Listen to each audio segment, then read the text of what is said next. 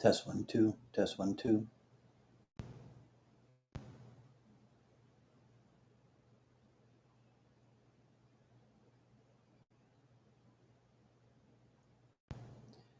Test one, two, test one, two.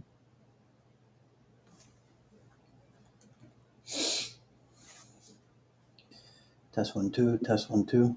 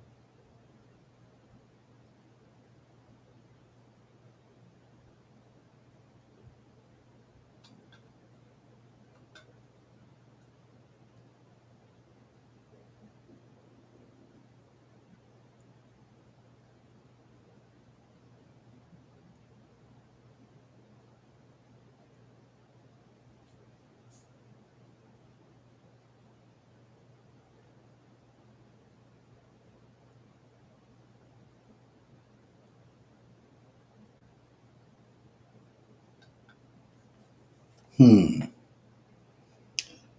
Okay. So, as you can tell from the camera setup, things are a little bit different. Um, so, bear with me while I try to find out what's going on. Okay, Ramon is over on the YouTube. Now I got to try to see if anybody is on Facebook. And I don't know how to do that. Anyhow, at worst, I'll just have to upload it at the end again. Oh man, this is ridiculous. So we'll see. We'll see. Um, Cross post, publish a poll. I can't tell. I can't tell if anybody is catching this on Facebook because nothing's going on in the comments. So if anybody's seeing this on Facebook, put something in the comments. Let me see if it shows up on either screen because I'm trying to manipulate two screens right now. In any case, it's October 1973, right? Bruce Lee's been gone for 3 months, and there he is on the cover of a brand new magazine, back fisting the heck out of Bob Wall, right? And in recent times, I've been thinking, is this coincidence? Right? No, I don't think so. So let's talk about how, my opinion, this is completely my opinion, one image helped to turn a man into a myth. Hello, everyone. This is Dwight Woods of Jeet Kune Rebel. Welcome to the I Love Jeet Kune broadcast number 380. This is the one about what if all this had never happened. As you're logging in, if you'd be kind enough to say where you're logging in from, hit the like button and feel free to continue doing so throughout the broadcast. If you're catching the simulcast over on the YouTube, please be sure to like, subscribe, and hit the notification bell as well. But of course, the best thing you can do is to share this video and spread the word about the I Love Jeet Kune broadcast. All right, so I don't have my original copy here with me, so I'm just going to do this. I'm going to show you that. And well, let's talk about this first. Okay, so what is this? This is the very first issue of Fighting Stars magazine, October 1973. So it's 3 months or so after Bruce Lee's passing. And like I said earlier, there he is, right? Mid back fist, hitting Bob Wall, the O'Hara character in the iconic courtyard scene from Enter the Dragon.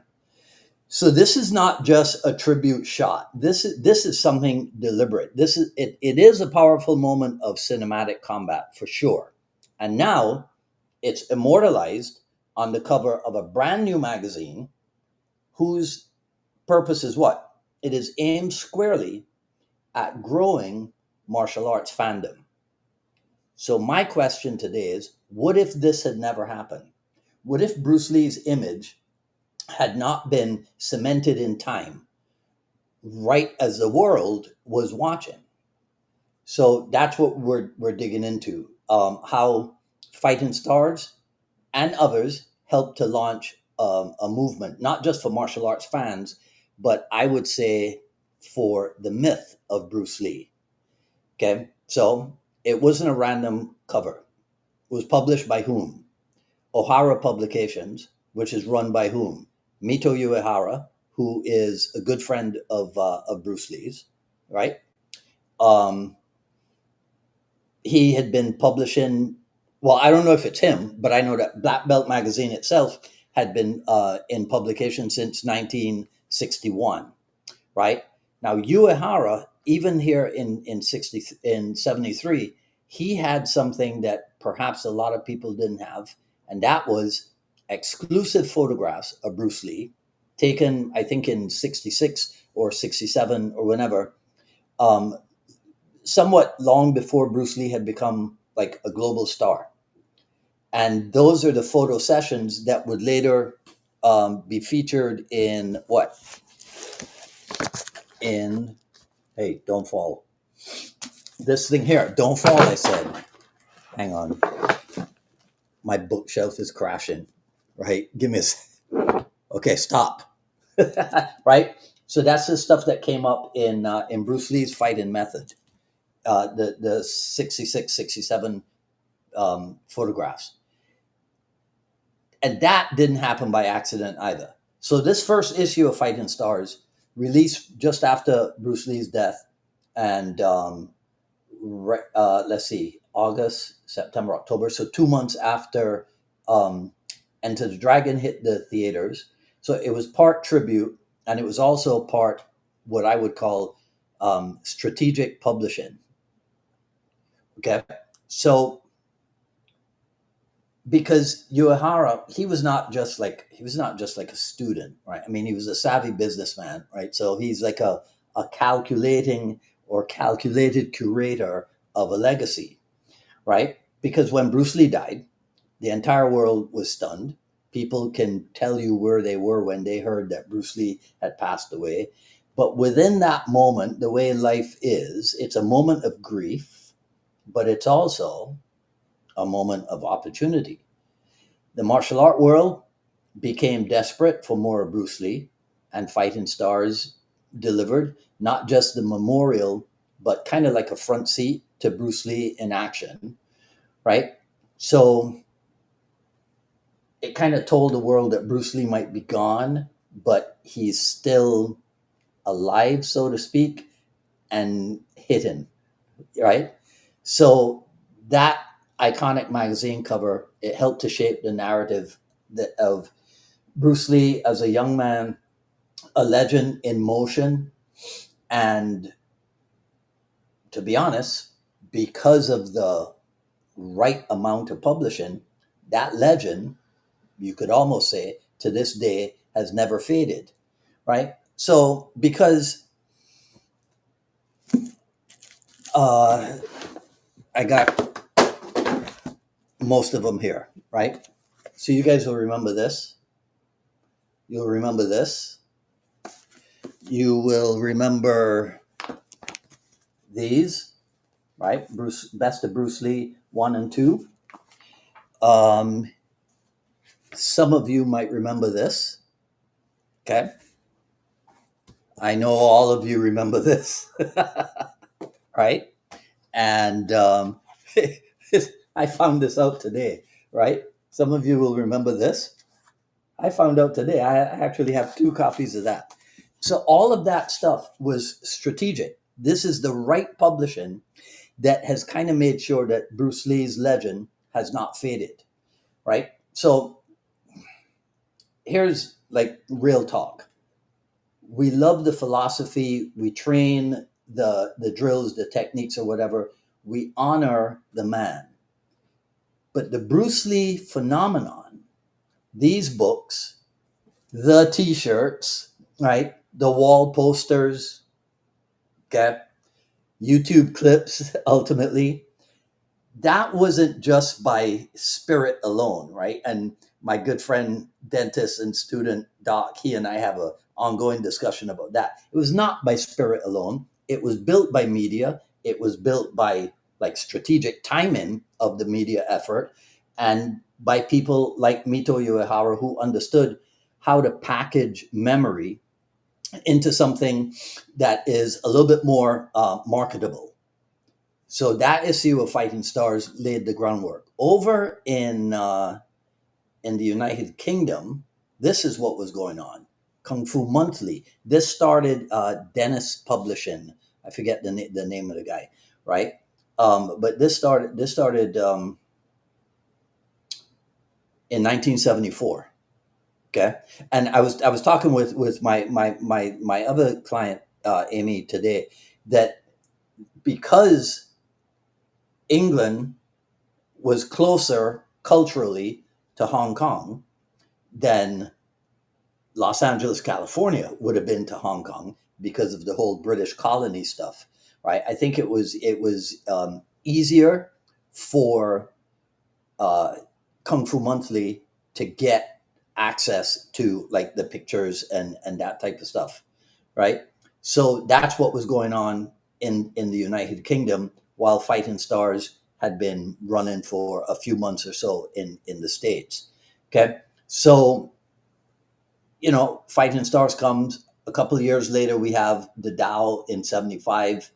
Then I think Bruce Lee's fighting method was what, 76 or 77 or something, right? But a lot of it started with a deliberate choice to keep Bruce Lee on the shelves, to keep Bruce Lee in print, to keep Bruce Lee on people's minds. So, what if, let's get back to the core question, what if this had never happened? What if Fighting Stars had never launched when it did? What if no one had made an effort to build Bruce Lee's legacy, dare I say, while his passing was still fresh? Would the Tao of Jeet Kune Do ever have been published? Would Jeet Kune Do itself, the art, the practice of Jeet Kune Do, would it ever have made would it ever have made it out of Los Angeles? Okay. Would the next generation, like my generation, we're not talking about today's generation, that's a different topic. My generation, right? The second generation people, would we even have known who Bruce Lee was? Well, we would have, because we were in the islands getting kung fu films, because we were British colonies also. So we would have known who Bruce Lee was. But the legend of Bruce Lee, right? I don't know. That Fighting Stars thing, that was a pivot point, and it helped to build legacy. And sometimes, and this is where Doc and I differ in opinion, I think that some people think that legacy is organic. In the case of Bruce Lee, I don't think it is. Some people think that the world just recognizes greatness when it sees it. But I don't know, man. I think legacy is built, and in Bruce Lee's case, it was built deliberately through the photographs, through the books, through the stories, right? As everything grew and people who trained with him became well known, and a lot of that was good business, was like smart distribution. So the Fighting Stars cover was not, it wasn't a coincidence, right? It was like a calculated thing, okay? Igniting the legacy that has gone on and on and on. So here's what I want you to think about, because I don't want people to misunderstand what the point that I'm making, right? Bruce Lee trained harder than a lot of people. He thought more deeply than a lot of people. And when it came to martial art movement, he was a lot better than a lot of people. But his legend, his global recognition, right? International superstardom, that was not just his efforts. That came from people who knew exactly how to frame him in the public eye. So do not get this twisted. Am I glad it happened? I'm gladder than most, right? That it happened. Because had it not happened, would I be sitting here in front of a camera and a microphone now talking to you guys? I don't think so. Not if that image had never been printed, right? So this is, by no means is this supposed to be construed as me like trying to diminish the impact of Bruce Lee. That's ridiculous. I'm just looking at it from an angle of how it came to be, and essentially saying it was not organic, right? Okay, so thanks for hanging out with me on this issue of the I Love Jeet Kune Do broadcast. If I gave you something to think about, let me know in the comments below, because that's all I am going to say in this video. In fact, if you can remember, I'd really like to hear from you guys. Can you remember the first time that you saw Bruce Lee on a magazine cover? Not in the movies, right? Because we pretty much know for most people, for a lot of people, it would have been Big Boss. But can you remember the first magazine cover that you saw Bruce Lee? Of course, the diehard fans would have seen him in 67 or 71 or whatever. I'm talking about after he passed. After he passed, can you remember the first magazine cover that you saw Bruce Lee on? Okay. All right. That is it for me for today. Let me ask you guys to um, check out the Rebel Gear store, small store, over at rebelgear.printify.me. Right, that stuff will grow and grow as I find the time to add products to it. If you would please go to paypal.me/unified MA Miami, paypal.me/unified MA Miami. That's where you can get a copy of the raw but edited Jeet Kune Do Journey Volume 1. Um, I just got a thing here that said something went wrong. Please try again. So I'm not sure what that is. Right. If you've not yet gone over to Jeet Kune Do Drills here on Facebook, please like and follow that page so that when it's up and running, you'll know what's up. Um, this GoFundMe page is set up for the wife of my student, Wayne Quinton, down in Barbados. This is to help her in her fight against breast cancer. So if you would check that out, I would appreciate it if you make a contribution there. What else? The Jeet Kune Do Quick Skills Jun Fan Kickboxing Volume 1.